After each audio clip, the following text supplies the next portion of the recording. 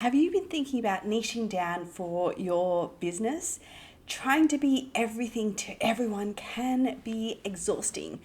And not only that, when you try to speak to everyone, we all know that you end up speaking to no one.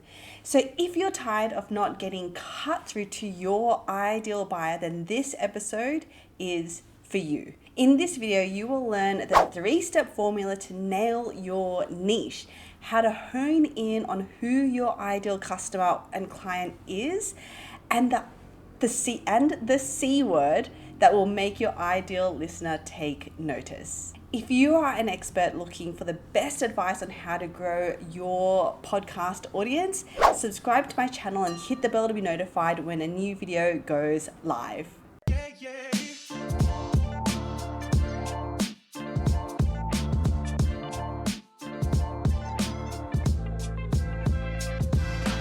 My name is Deidre Shen, the CEO and co-founder of Capsho, the world's first AI-powered podcast copywriter. I have been working with experts who podcast who cumulatively have banked over $1.6 million in sales through podcasting. I myself did over 200K in just my first year podcasting because I stumbled upon these little known secrets. So let's get into exactly how to identify your podcast audience and speak directly to them. So I do want to get into the structure of how do you know whether you've niched down? Yes. Either you think that you've niched down and you want to test it or audit it, or maybe you're just beginning and you're like, I haven't really quite gone to that point yet. So help me think through how to come up with my niche. So I want to share almost the 3 steps with you on how we thought through it. Well, we shared a little bit of how we thought through it, but how did we actually refine it to the handful of words really that you want to get it to, because you need to communicate that really effectively with your audience. Yes. And on your podcast and on your social media and everywhere. Okay, so let's jump into this structure or this template as such. So there are 3 parts to it. The first bit is almost what is that specific audience? Okay, so if we were to say I am talking to, right, who would that be? You're like, I'm an entrepreneur. I mean, well, specific is the word. Yeah. I was going to say a work in progress. So we're not here to beat anyone up about it. If your starting point is online entrepreneurs, that's cool. This you mentioned online.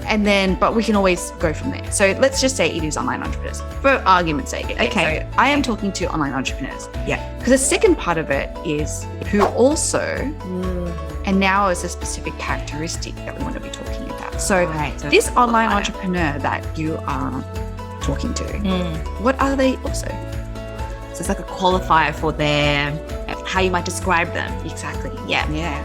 So for example, they may be faith-based. Yeah, they could be. So online entrepreneurs, I'm talking to online entrepreneurs who are also faith-based. Yes. Because there are people, and this is really important as you're going through this, think about, again, how do people identify, like back to your point before, how do people identify themselves? People do identify themselves as faith-based. Yes.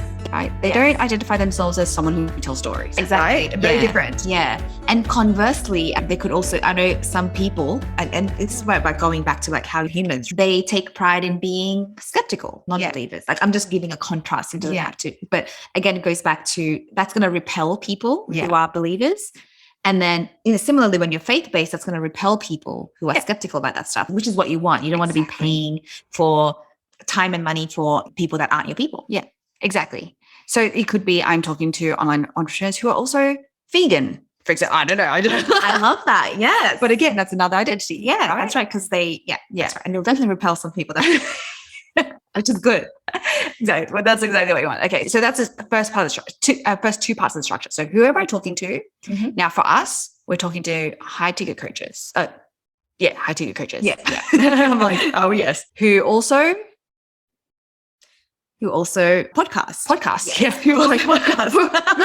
Wow, this is really bad, you guys. This is definitely live.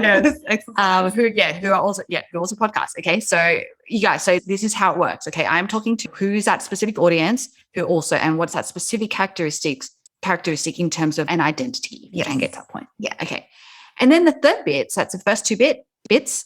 And then the third bit is, and they are looking for what is the result that they're looking for? So let's go to the initial. So I'm talking to online entrepreneurs who are also faith-based, and they are looking for the love of their life. Okay. I mean, why is that funny? They could be. Yeah, that's true. It depends on like if you're in that space, right? Or they could be looking for online entrepreneurs who are faith-based, who are looking. Yeah, so it could be something like that, where it's like if you're a dating coach, you've got some sort of, you're a relationship coach or whatever. Or it could be something like in their business, they're looking for a very tangible outcome around. They want to, I'm trying to be super specific. They want to make $10,000 a month.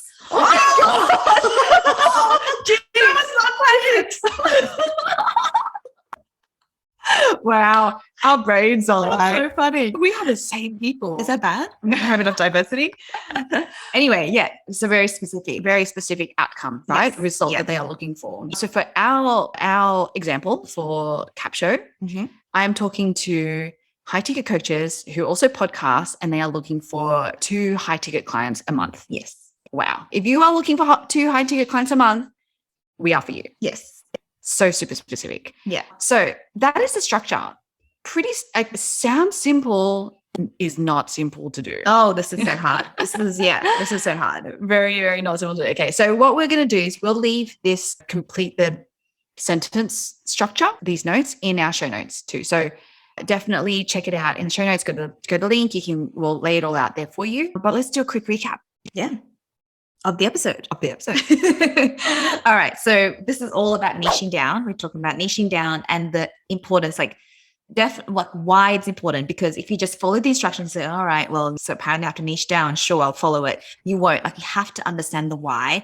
And I like to think about it as, if you don't, you're leaving money on the table. You're leaving money on the table, not just the money that you're spending to reach people and not quite reaching them, because you're pouring all of this, if anything like us, we're pouring our dollars into finding online entrepreneurs who have stories to tell. And it's so funny, like now 4 weeks later we're like laughing, going, oh, how silly exactly. Anyway, definitely don't judge your past self, but also judge it. You have to build that into your neurological system to not do it again. And not just that, but like, you're leaving money on the table, and then when you walk into rooms, and everyone talks about the elevator pitch, I'm not here to coach you on that, but you get that feeling, right? You talk about what you do and people are like, cool. What does that mean exactly? But hey, well done. And that feeling, like, I want you guys to sit with that feeling, to be like, because we can tell ourselves all sorts of stories about, oh yeah, but we do all of these things. But it's like, when it hits the outside world and people are like, their eyes glaze over and they're like, that sounds great. And then they're like, I'm going to go get a drink. that exactly moment. Exactly. Yeah, no one wants that moment. Versus someone leaning in going, oh my God, I'm that person. Like, I've been trying to, is that possible? I've been trying to do that. Or, oh my God, I was just talking to a friend of mine, and they're exactly like, I have to introduce you. That feeling is so different. Now, again, it's not about wanting validation externally, but it's about wanting market validation for the thing that you're selling, because otherwise, what are you doing? So this is why when you resist, because we talked about all the resistances that are going to come up, like, oh, but I'm different. Oh, if I niche down, there's not enough people. I'm all about having a big total addressable market. I want to talk to everyone. I want to serve everyone. Whatever your story is, you got to counter, and that's going to come up. It still comes up for me, right? You want to counter that with, what is the smart decision here? You're spending time, money, and getting frustrated that no one's getting it, but you're not speaking to any one particular person. Like, you're trying to speak to everyone, and when you speak to everyone, you speak to no one, right? Exactly. You're not having the impact, you're not getting the income. So you have to just get off your butt and do it, because that's where you start to get traction. And the very first niche may not be your niche, by the way. We went down that, is it author's path for about 6 hours. And they're not our people. So I think you really have to put yourself through this process, because otherwise you're leaving money on the table and you're setting yourself up for just years and years of frustration. And so I think it's really understanding the why of the niching down, and talking about it from very personal experience and very recent experience is why it's really important.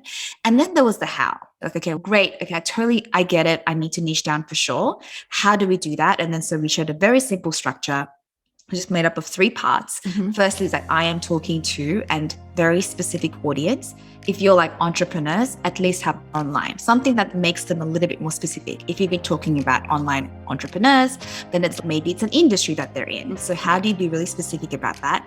And then chances are that's not going to be specific enough. Then the second step is about having an additional qualifier that's more of a characteristic. And this is where, as you say, that group of people that you've identified, because entrepreneurs, not everyone's an entrepreneur, how do they, in addition, identify above and beyond just an entrepreneur? Yes. So we talked about examples like maybe they're faith-based. So that's an identity characteristic that someone would put their hand up and say, yes, I am faith-based, or no, I am not. Yeah. So there's almost like there needs to be almost a bit of a binary to Totally. say Like yes or no. Yeah, exactly. Everyone would be like telling, maybe I tell stories, I don't know, but it's like, I podcast or I don't podcast. Exactly. Yes. No.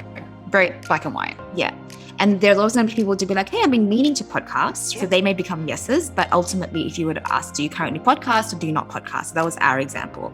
So it's a characteristic could be, how do they identify by way of an activity or by way of a mental model that they have? And then finally, and they are looking for what is the result. So that is, I think, really, really important, because a lot of us can get stuck in that, this is the person I'm serving.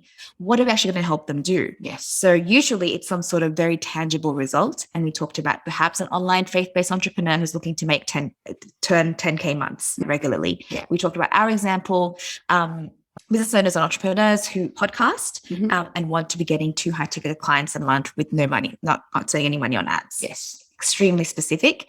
And also the thing I want to say there is sometimes, this is where I found that we landed it, was because we've had a tendency to be like, to have an endless stream of clients with your ad spend. Yeah. But our high ticket coaches who are podcasting know how much time it takes to do that. Yeah. And they want to be pragmatic, right? So they're like, if someone is saying 2 high ticket clients a month, this person knows what they're talking about. Yes. They know what it takes. And look, if I can get 2 high ticket clients a month, that's more than enough for me. At least as a base, right? And exactly. Then you have the everything else is cream. Exactly. So don't be afraid to speak specific. Us being that, we're like, if we could get 2 high ticket clients a month, just from doing what we're doing, then that's amazing. So that's why don't be afraid to speak to them directly, because someone else who sells, $10 products will be like, two clients a month, like what? Yeah, they're not going to understand. Yes. So I think that's why, like, the result, be as specific as possible. And that's where together, and then you read that together, you're like, oh, I know what my niche is. Exactly. Not just from a who, but a what I'm helping them achieve. In the comments if you learned something new from this video, and if you want to hear the full story behind how I stumbled upon this particular secret, then listen to episode 6 of the Grow My Podcast show. I'll leave the link for that below. This video out if you want to learn the podcast title formula to double your listens, and this one if you want to learn the proven podcast content strategy that will magnetize your ideal high ticket buyer now that you know who they are.